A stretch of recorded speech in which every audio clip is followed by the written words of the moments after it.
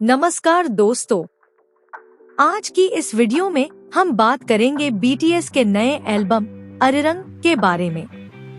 यह एल्बम बहुत खास माना जा रहा है क्योंकि यह बीटीएस का लगभग 4 साल बाद फुल ग्रुप कमबैक है।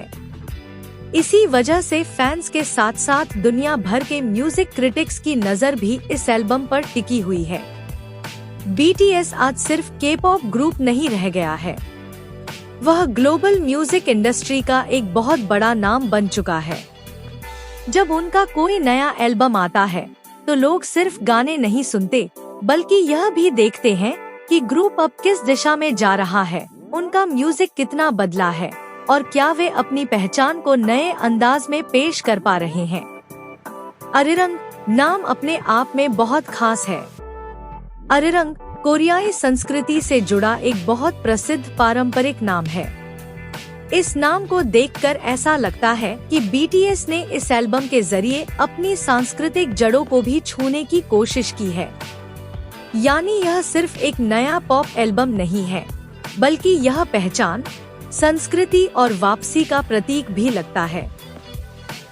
अब बात करते हैं कि इस एल्बम को लेकर प्रतिक्रिया कैसी रही। कई बड़े रिव्यूज के अनुसार यह एल्बम ऊर्जावान, महत्वाकांक्षी और प्रयोगों से भरा हुआ है। कुछ समीक्षकों को लगा कि बीटीएस ने इस बार सुरक्षित रास्ता नहीं चुना। उन्होंने ऐसे नए साउंड और नए आइडियाज के साथ काम किया है जो इस कमबैक को सिर्फ फैंस के लिए बनाया गया प्रोजेक्ट नहीं बल्कि एक क्रिएटिव स्टेटमेंट बनाते हैं। वहीं दूसरी तरफ कुछ लोगों का मानना है कि एल्बम हर जगह एक जैसा मजबूत महसूस नहीं होता। कुछ हिस्से बहुत प्रभावशाली लगते हैं जबकि कुछ हिस्सों में भावनात्मक असर थोड़ा कम महसूस होता है। इसलिए कुल मिलाकर कहा जा सकता है कि अरिरंग को लेकर प्रतिक्रिया मिलीजुली लेकिन सकारात्मक रही है। सरल शब्दों में कहें तो कुछ लोगों ने इसे बीटीएस का साहसी कमबैक कहा, कुछ ने इसे दिलचस्प प्रयोग बताया और कुछ ने कहा कि इसमें कोशिश बहुत बड़ी है लेकिन हर गाना उतना गहरा असर नहीं छोड़ता। यही वजह है कि यह एल्बम चर्चा में है। जब दुनिया के सबसे बड़े पॉप ग्रुप्स में से एक ग्रुप इतने लंबे समय बाद वापसी करता है तो बात सिर्फ म्यूजिक तक सीमित नहीं रहती। फिर सवाल उठता है कि क्या यह वापसी सफल है? क्या यह पुराने बीटीएस की याद दिलाती है? क्या यह नया बीटीएस दिखाती है? और क्या यह आज के समय में भी अपनी जगह उतनी ही मजबूती से बना सकता है? बीटीएस के लिए यह कमबैक आसान नहीं था। लगभग 4 साल के अंतराल के बाद पूरे ग्रुप के रूप में लौटना अपने आप में बहुत बड़ा कदम है। फैंस की उम्मीदें अलग होती हैं, समीक्षकों की सोच अलग होती है और ग्लोबल म्यूजिक मार्केट का दबाव अलग होता है। ऐसे में कोई भी कमबैक सिर्फ गानों का संग्रह नहीं होता बल्कि वह एक संदेश होता है। और अरिरंग ऐसा ही एक संदेश लगता है कि बीटीएस वापस आ चुका है लेकिन सिर्फ पुराना फॉर्मूला दोहराने के लिए नहीं।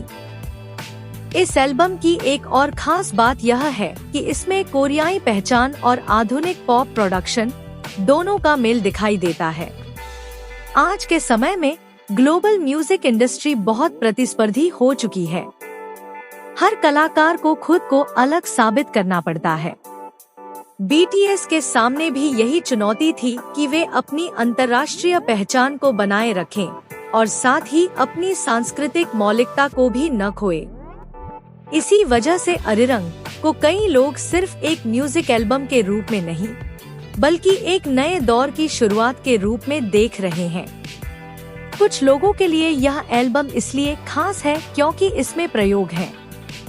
कुछ लोगों के लिए यह इसलिए महत्वपूर्ण है क्योंकि इतने समय बाद पूरा ग्रुप फिर से एक साथ दिखाई दे रहा है।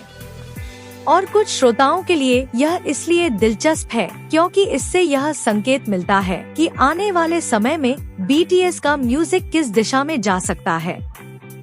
अगर कुल मिलाकर देखा जाए तो अरिरंग को एक बड़े और महत्वपूर्ण कमबैक एल्बम के रूप में देखा जा रहा है। हो सकता है कि यह हर श्रोता का पसंदीदा एल्बम न बने लेकिन इसे नजरअंदाज करना मुश्किल है। इसमें पैमाना है, महत्वाकांक्षा है, पहचान का पहलू है और वापसी की भावनात्मक गहराई भी है। यही कारण है कि यह एल्बम इतनी चर्चा में है। मेरी नजर में यह एल्बम बीटीएस के लिए सिर्फ एक कमबैक नहीं, बल्कि एक परीक्षा भी है। यह उनकी रचनात्मकता की परीक्षा है, उनकी पहचान की परीक्षा है और उनकी वैश्विक प्रासंगिकता की भी परीक्षा है। और जिस तरह की मिलीजुली प्रतिक्रियाएं सामने आ रही हैं, उससे लगता है कि इस एल्बम ने लोगों को सोचने पर मजबूर किया है। कई बार पॉप म्यूजिक में वही एल्बम सबसे ज्यादा महत्वपूर्ण बन जाता है जो बहस और चर्चा पैदा करे। तो दोस्तों, अब आप बताइए, क्या आपको लगता है कि बीटीएस का यह कमबैक मजबूत है? क्या अरिरंग उनके नए दौर की सफल शुरुआत है, या आपको उनका पुराना म्यूजिक ज्यादा पसंद है? अपनी राय कमेंट में जरूर लिखिए।